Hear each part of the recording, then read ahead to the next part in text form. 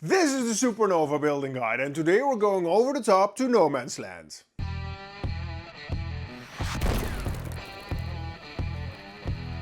During a war, the trenches are a horrible and deadly place. But maybe even more deadly and horrible is the no man's land, the area between your trench and the trench of the enemy. And going there means almost certain death, but sometimes it's necessary to take over the trenches from the enemy. So definitely something I need on my table. But before we can build anything, we need to talk about the design. I already have these trench tiles and I want my no man's land tiles to be able to connect to the trench system. And this way it's working pretty well, but when I turn them around, we get this piece of terrain that certainly is interesting to play on, but here there's nothing to connect to the trenches and I don't want that. So I came up with a solution. On my no man's land tiles I'm going to make a dead end for the trenches, and this will only be visible on the side and not on the top of it. So when it's placed like this, it's part of the trench, but when you put it in a different configuration, the trench part will be hidden from view. These are my 1 foot by 1 foot foam tiles I'm going to use for this project, and I'm going to start with my hot wire foam cutter and I'm going to slice away a very thin sheet of foam, about 2 millimeters, so I have some area here where I can make the dead end for the trenches. And then I'm going to cover it with a piece of tape, because later I'm going to cover everything with my mud paste and it won't be visible anymore.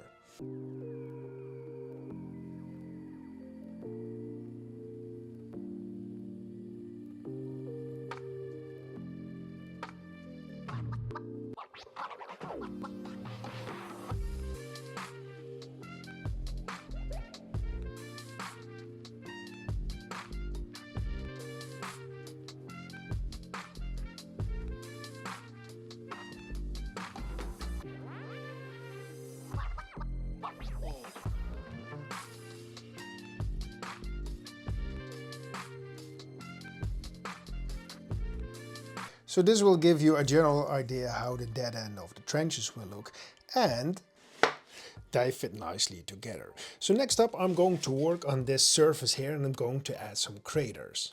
For the craters I'm going to use this cheap hot foam cutter. It's not only great for the styrofoam but also for the XPS foam.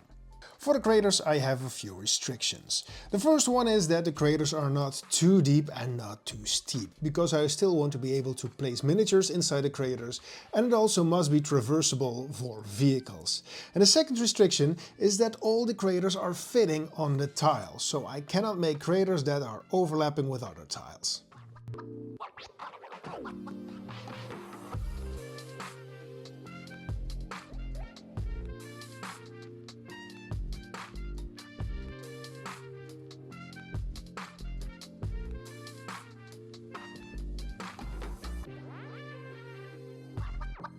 On this tile I want to embed a vehicle and I'm going to use this Centaur model.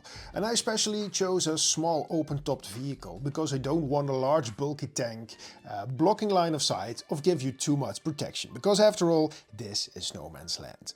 And right now I'm going to trace where I want the tank, and then I'm going to dig a small hole so I can embed this tank into the tile. So to tell the story that this tank has been here for a while and is very slowly sinking into the mud.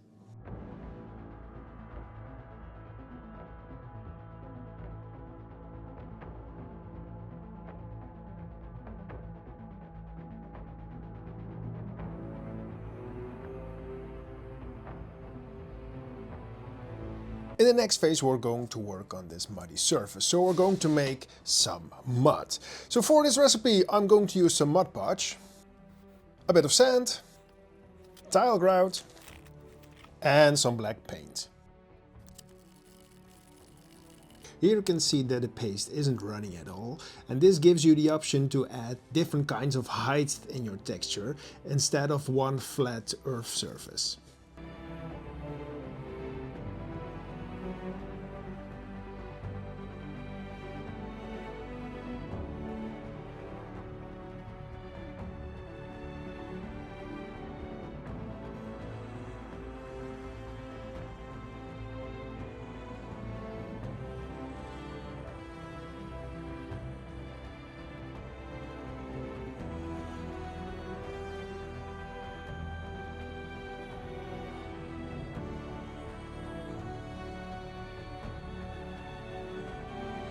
This tile is going to be a minefield, and I already printed a lot of landmines I'm going to use.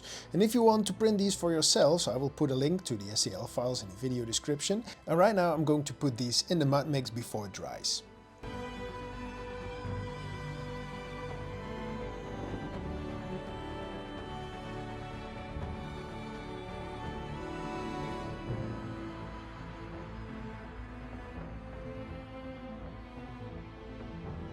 My friends, thank you for watching. And if you like this video so far, please like and subscribe, because I have a lot more cool stuff I want to show you. Thanks.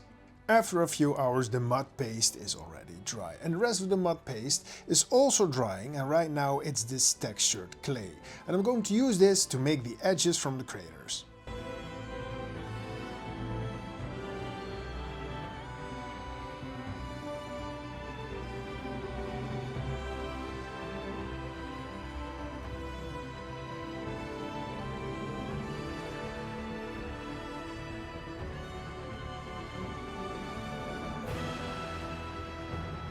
Outside I gave everything a coat of some black foam safe spray paint, and right now I can start painting. And I'm going to start with the metals. So I'm going to paint these metal panels on the side and also the landmines.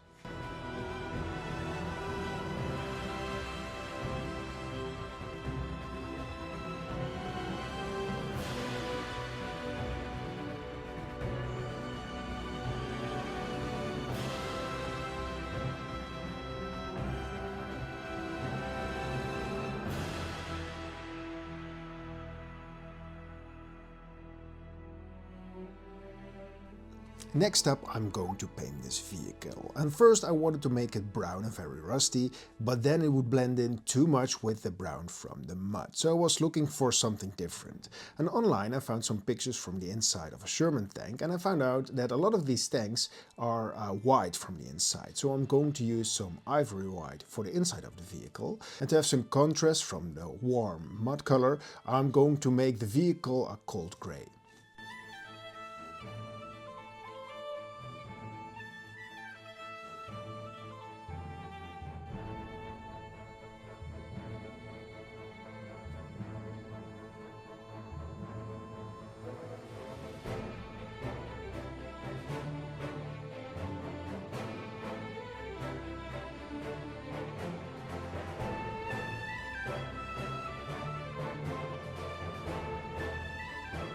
For now this vehicle is done, because I'm still thinking about adding some rust here on the tracks, but maybe the brown from the rust will blend in too much with the brown from the mud, so I'm going to decide that later. Here I have a little bit of white or grey overspray, but that's not a problem, because right now I'm going to paint everything with some flat earth, and when I have some overspray on a vehicle it won't be a problem, because it will simulate rust and dirt.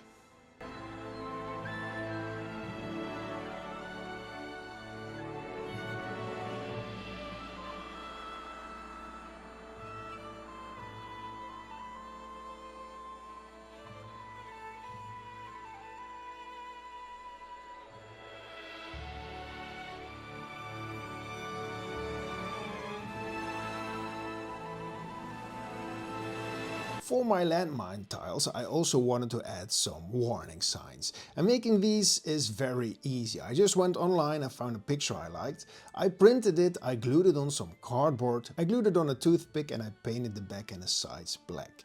But the real challenge here is putting it on your tile, because when I glue it on like this I am sure it will be knocked over when you are playing a game or when you store them somewhere. So I came up with a solution, adding a small magnet here and also adding a 2mm magnet here, so when you knock it over it's not a problem.